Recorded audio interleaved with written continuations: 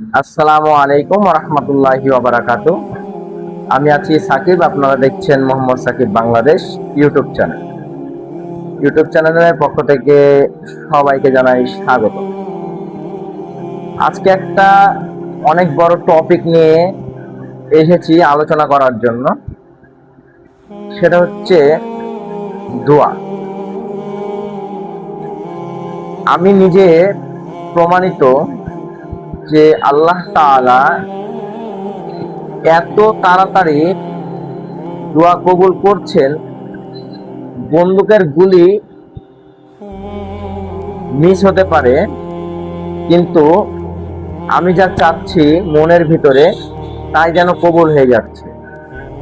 আলহামদুলিল্লাহ।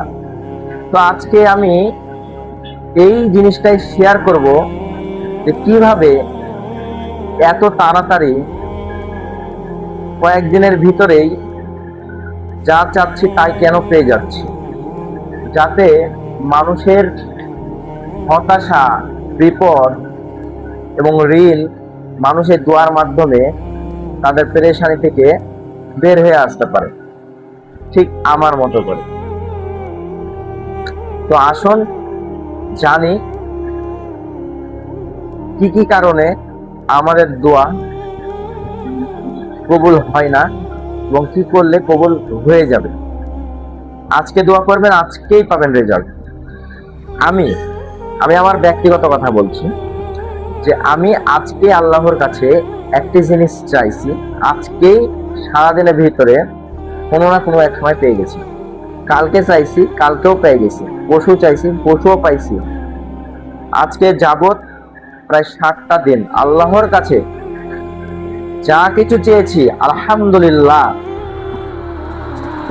আলহামদুলিল্লাহ শুকরিয়া আদায় করেও আমি শেষ করতে পারবো না যে এত কিছু আল্লাহ রব্বুল আলামিন আমাকে দিয়েছেন।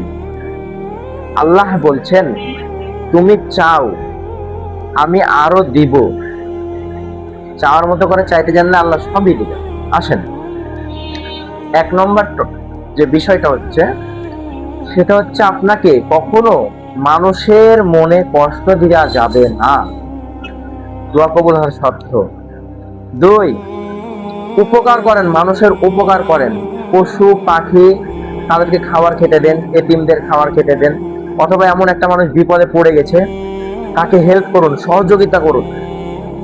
সহযোগিতা করেছেন, এবার আল্লাহর কাছে যদি আপনার কোনো পাওনা থাকে, চাওয়া থাকে, আপনি আল্লাহকে সেটা বলেন, আপনার মনের ভিতরে